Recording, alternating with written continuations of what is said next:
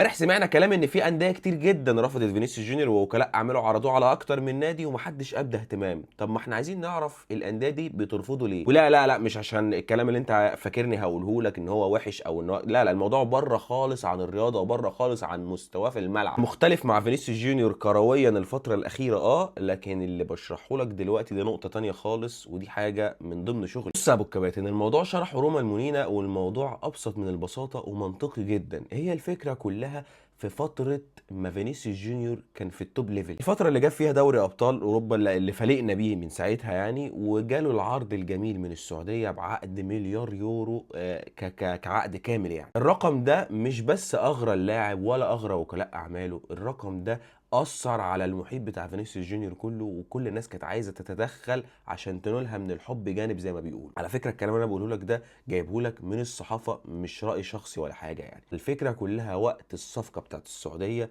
دي حاجة خلت اللاعب ووكلاءه والناس المسيطرة على تفكيره بمعنى أصح مترددين في فكرة ان هو يجدد مع ريال مدريد. زي ما بيقولوا كده هو كان واقف في النص مش عارف يقبل عرض السعودية، فوكلاء اعماله فضلوا ماشيين في قصة العرض بتاع السعودية ده لحد الاخر، لحد ما الصفقة ما تمتش. وفي نفس الوقت كانوا بيلعبوا من الجانب التاني ان هم يزودوا راتبه مع ريال مدريد ويوصلوه الرقم خزعبلي اللي هو 30 مليون او اكتر في السنه. وطبعا بيريز رفض القصه دي، فده اللي اخر ان هو يجدد اصلا مع ريال مدريد، وفي نفس الوقت ماشي في الجهه الثانيه في عرض السعوديه. فايه اللي يحصل بقى؟ فاخوك فينيسيوس جونيور مستواه ينزل لتحت، وطبعا كلنا شفنا المستوى الكيرف عمل كده مره واحده.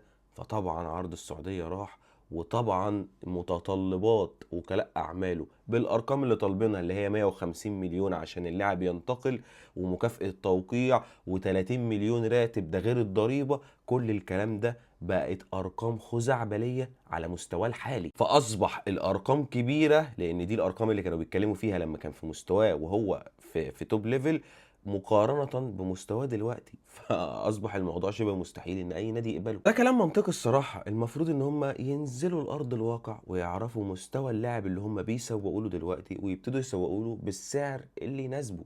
مع إن يعني لو سوقوا له بمستواه الحالي ده هيطلبوا 30,000 جنيه